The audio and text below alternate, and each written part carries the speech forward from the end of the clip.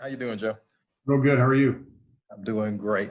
What have you made of this virtual off season? How have you handled it? Yeah, it's been a little bit different, obviously, having these meetings over the computer. It's been good in some ways without the pressure of getting out to practice, but also challenging not having the guys in the room and being able to feel their body language. Um, just asking a simple question like, does that make sense? And they got to unmute themselves to answer. So there's been challenges and some benefits. So it's definitely been different. The room has shifted obviously this year. You add Jameis Winston, you subtract Teddy Bridgewater, but you hadn't had a chance to see how that dynamic will work in that room. I guess, how do you get a feel for it doing it virtually? Do you get a pretty good feel for it? You can tell that he's got a lot of personality. He's a charismatic guy, fun to talk to. And that's another reason I kind of wish we would have been able to get in person, because you can tell he's got a lot of energy. And, I think you'll feel that even more when you're person to person with somebody. But you can tell he works hard. You can tell he loves football. So we're excited to have him. How much more do you involve Taysom in the process this year? I know, he's going, without Teddy, obviously, I think Coach Payton says, he is looking to work into the number 2 slot, and he's obviously going to get a lot more work with the ones. But how much more do you look to integrate him as opposed to previous years? Yeah, I think, it'll just be where he falls in that slot as far as taking reps. He's even in years past, he's worked more at quarterback during training camp and off season. So I think that'll be similar. He's might get I can't say a few more reps, because he's always got the full load of reps the last couple years or however long he's been in training camp with us. So I think it'll be similar. Maybe we'll incorporate a little bit more in practice as far as some of the unique things that he does. I think it'll be similar, and just look for him to keep improving like he's been doing. Now you add a rookie into that mix, and you've got the 3 veteran guys, but now you have the compressed offseason. You don't get the OTAs, you don't get the mini camps. So is it realistic to I guess expect the rookie to be able to get a decent amount of reps, or is that one of those things that you just have to see how it shakes out? Yeah, I think it will see how it shakes out. I think a lot of it depends on how big a load Drew takes during training camp. If he takes days off, or how many days off we decide to take with him, that'll obviously affect Tommy. I think it'll be a little bit maybe like when JT Barrett was here during training camp, and he doesn't get as many reps maybe, but we put him in there, and the better he does, the more reps he gets. And he may work in with some of the things that Taysom does on offense in a H-back type mode. So we'll figure all that out as we go. Kind of going back to Jameis, physically, I know you guys have obviously been familiar with him just from playing him so much these last few years. What did you guys like from that aspect about, and that made you want to bring him in? Well, what did he throw for? He threw for over 5,000 yards last year. So he's a guy that makes big plays. And, that's always exciting to see someone who's got that ability to get the ball downfield. I think he's probably a little more athletic than people give him credit for. And so it's fun when you see someone with those kind of tools who put him into play like he does. And, he moves the ball and scores points. And, he was a first-round draft pick for a reason. And we're real excited to have him on board. Yeah, I'm sorry if this has been asked already, but what has it been like? You've watched him now for years, but now you get him in your room. What's that been like? Been great. He really is a fun guy to, I say, be around. It's been virtually, but, he's just got a lot of energy. Like I said, he's charismatic. And the big thing is you can just tell he loves football. He's a great enthusiasm for it. I know that I get bored listening to myself talk for 2 hours over a computer, but man, he's got a lot of endurance for just talking football and learning about it. So it's, I'd heard a lot of good things about him, from like Ryan Griffin, who we had here, who's been a backup in Tampa. And man, he's exceeded even those expectations and the great things that we've heard about him. Joe, what are some of the things that you guys want to key in on with, I know you got to get him in, but just, watching his tape, what are a handful of things you think that he could do better and you guys can work on pretty quickly? For Jameis? Yeah. I think just transitioning him into our system. Obviously we do some things uniquely. So just him learning the offense and then learning the players around him, what they're capable of. Quarterback and receivers getting on the same page. Obviously, something that every quarterback has to work on. But when you get a new guy in here, just getting him up to speed for how we do it, and then getting that from the classroom onto the field. And that's probably the biggest challenge, like you said, is not being able to, it's one thing, usually you do the first install, you go out and practice it, and then you do the second install. And so pouring all that offense onto them without being able to break it up with practices and go to physically do it is obviously a challenge, which we'll be able to do when training camp starts. So I just think integrating them into the offense and the way that we do business and learning how the players around him operate. He's talked about wanting to be more patient and not force throws. How do you teach that? How do you help him through that process? I don't think there's a simple magic answer for that. It's a lot of studying, understanding what we're trying to accomplish with our routes, the timing of our routes, how the footwork matches up to the routes. And, we talk a lot about having your feet talk to your decision making. Like if you're at this point in your drop, you've taken one hit, your eye should be going over here. So it's just making that second nature. I think, like I said, you can tell he's very smart. He's picked up what we've been teaching quickly, and so he understands it, but going out there and feeling it and seeing it so that you can trust it, that's going to be the race that we're all in come training camp. Joe, do you feel like, despite the fact that you guys have had a clear starter in place, a guy who's going to be a future Hall of Famer, do you feel like you've been able to get some good competition in that quarterback room the last couple of years especially? It's an interesting question. I'm thinking about it. Obviously, like you said, the clear starter. I think, and we've been fortunate, I think, with the type of guys that we've had in that room, and that the competition is always just to get better. I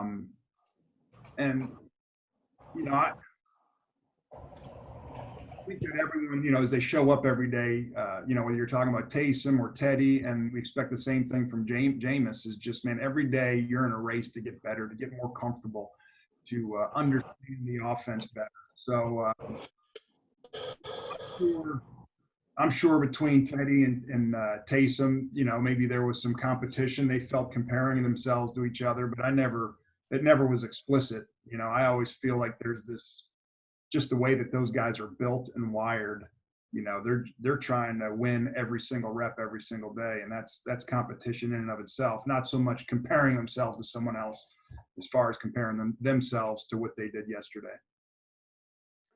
We saw the investment that the team made in Taysom in the offseason. Just from your perspective, how important was it to kind of secure a guy like that?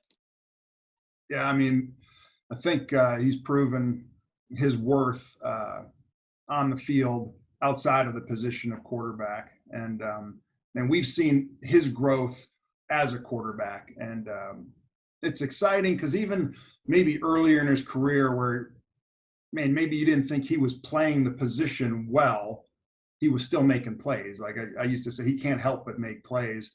And then, every year he's been making improvement. Last year we felt, in training camp, he made a huge jump where he was playing the position better.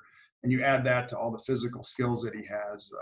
We're very excited to have him. I think we're excited about his future. We're definitely excited about his future. And so, yeah, I think getting that commitment to him feeling that commitment from the team and knowing that we have him around for a couple more years is, it makes us sleep a lot better.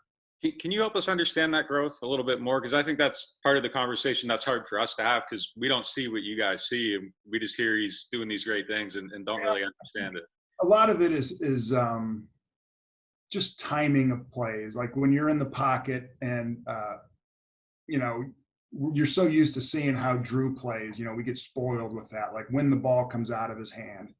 And, you know, there's an anticipation level and there's a trust level. And, you know, I think he went a long time where it was always like, man, that you could have got rid of it a hitch earlier, let's say. And he's got such a strong arm, he often would catch up to it, you know, where maybe the ball arrived at the same time that it would have drew through it because he just threw it faster. But he was later, and maybe his eyes stuck there a little bit too long, which may give a defensive back time to break on it. And on some point, you know, that ball started coming out a hitch earlier. So for me, the biggest jump, and there's a number of things, but if you wanted to highlight one thing, it was that ball was coming out of his hand earlier with consistency. And so it's an anticipation, it's a trust, it's a recognizing the defense. A lot of things go into that. And, you know, at some point during training camp, you know, to my memory right now, it really took off the week when we played the Chargers in the preseason. And I just felt like, man, he's kind of figured some things out right here. And that carried on through the rest of the preseason. If I remember right, he had a touchdown against the Chargers, and it was to Austin Carr. Yeah, that's You right. had credited him for, and you hadn't mentioned this yet, but I wonder how it plays in. Austin was saying he wasn't the primary target on that play, and so he credited Taysom for his ability to make the progression. Yeah. What do you say about that? Yeah, it's a play, and, you know, you kind of are always like, hey, confirm the flat defender runs with, you know, because there's going to be another route that kind of chases what Austin was doing, if that makes sense. We're trying to pull someone out of there and fill in that spot with the route that I think the tight end in that case was running. And, you know, he had his eyes there, and that guy really, he dropped Austin. And if I remember correctly, you know, it wasn't so much where he was as far as his body language, and he could see, hey, he's going to come off this guy, and he recognized it and threw the touchdown. So it was one of those things that you say, you know, hey, confirm this guy runs with him, but he almost always does. So a lot of quarterbacks just assume, and man, he looked, saw, anticipated, and got that ball out quickly. Joe, the unique situation of sharing him with different positions, do you kind of look at him running down on kickoffs or rushing punts and saying, you know, just kind of under your breath, you know, be careful. Yeah. You know, sometimes on offense we have him coming back across the offensive line and cutting the, you know, 280-pound defensive end. So, yeah, sometimes I think, hey, let's make sure we don't hurt this guy. I tell him always, like, lead with your left shoulder whenever you're hitting somebody. So, but it's tough because he does so many things so well. And, you know, I think sometimes we're like, well, we're not going to put him in those situations. Well, you know, we're trying to win every game. And sometimes it's hard to do what we said we're going to do, because he does. It's really incredible how quickly he picks up different skills that, you know, guys have been working on for all through high school and college, you know, and he takes a couple reps at it, and all of a sudden he's doing a great job at the NFL level. It's probably underappreciated. As much as he is appreciated, I think sometimes it's underappreciated how well he does so many different things. Did Drew's thumb factor in at all on passes way down the field, 20 yards or so through the air, 18 yards through the air? It kind of went way down last year, and I'm just curious if that impacted, you know, what you guys were doing at all. Oh, I don't know. I don't recall that being a huge factor. Maybe when he first came back, but no, I wouldn't say it was a huge factor. I think maybe it's just the way that, you know, the cards fell. I don't think it's, you know, he makes such quick decisions, and he's so accurate, and it's so easy to just call these plays, and, you know, like, man, 90% of the time we're getting an 8-yard gain here or a 5-yard gain. And I just think he's so good at getting the ball out quickly, and we got guys that get open quickly, and, you know, it just, it was successful. We stuck with it. Talking a little bit about Drew, obviously in your room, particularly, you know, with Teddy being a free agent, Taysom being a restricted free agent, and Drew, you know, making his decision to come back, there's a lot more uncertainty than there has been in the past few years. Just the way the room came together, was that a big relief for you to have him back and then, you know, have the rest of those guys kind of fall into place like that? Huge relief. Yeah. I mean, man, I think so highly of Teddy, and man, that was tough to see him leave. And like you said, uncertainty with Drew, but I think we were pretty confident Taysom was going to be around, so there was some security there. But that's just one guy. So, yeah, there was definitely some a little different feel to the offseason as it started out, and to have it all come together as it did, and to get Jameis in the fold, who we have a ton of respect for. It worked out pretty well from a moment of uncertainty to where we are now. And were you kind of maybe a little frustrated to see that Teddy landed at Carolina, so you got to see him twice a year? Yeah, I wish he would have gone to the AFC somewhere, but I'm happy for him. I mean, man, I have so much respect for him, and just even a lot of things that on a personal level, what I feel about that guy. So I'll be harder to root for him, but man, I wish good things for him.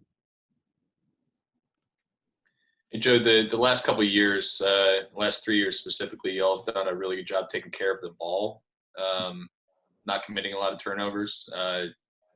How big a factor does Drew play in that? Specifically with his interception numbers being way down, and was that an emphasis for you guys to improve there?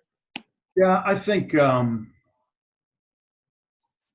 I want to say maybe the last 3 years, his interceptions have really taken a dramatic fall, maybe even than what they were before that. And I think it's one of the things we say, like the most important job of a quarterback is to be available, and the second most important thing is make sure bad things don't happen. And I think in his mind, he made a renewed emphasis on that. It's always been one, but I think he just decided, I'm done throwing interceptions like before the 17 season. And like most things, he puts his mind to it and he finds a way to get it done. So, I mean, it's always an emphasis. I think maybe before the 17 season is when it was like, hey, we're just not doing it anymore. And he's Superman, so he made it happen. What are your impressions of the rookie Tommy Stevens, just from what you've been able to? Yeah, enthusiastic. I think he's smart. He asks good questions. He's got an obvious, intriguing skill set when you see the size, arm strength, and his athleticism. I mean, it's so there's just a smart kid, likable kid, hard worker, with an intriguing skill set. He just hadn't had a chance to play much quarterback yet, and we're kind of excited to see how he works in. From a quarterback perspective, what's kind of like the acclimation process when there is a new center? You went through it last year, possibly, and this year. Like, what kind of adjustments does Drew have to make? What's that breaking in period like? Yeah, I think just getting the center coached up as far as exactly how we like the snap, and then getting him on board with just the cadence. All right, and there's variations of the cadence, so getting him acclimated to that. And obviously the rest of the offensive line kind of has a rhythm in their head, and so he's got to figure out that rhythm. So as they're hearing the cadence, man, they know when that ball's being snapped, right? So getting used to that, and then when we start getting into silent cadences, there's a lot. That's probably the biggest challenge. Is we go on the road and there's a silent cadence, and all the guys are periffing him.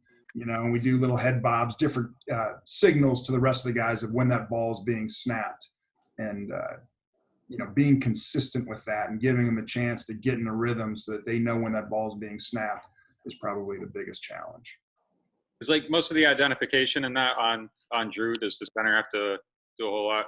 I mean, I think the center always, we want him to know what's going on. Now, Drew's always going to come up and, ID. A lot of times it's like we all know what the ID is, and then if it changes, on Drew. But then once Drew makes that call, there's a series of calls the line has to make after that. So if this is the mic, this is the type of block we're going to make to work up to him. Oh, the mic's over here now. It's going to be different. And so he's got to be, he's another kind of quarterback that's the wrong word, but you know what I mean? A communicator on the field. There's some work that gets done with that for sure. But I think it does make it easier having Drew in there to be able to handle a lot of that.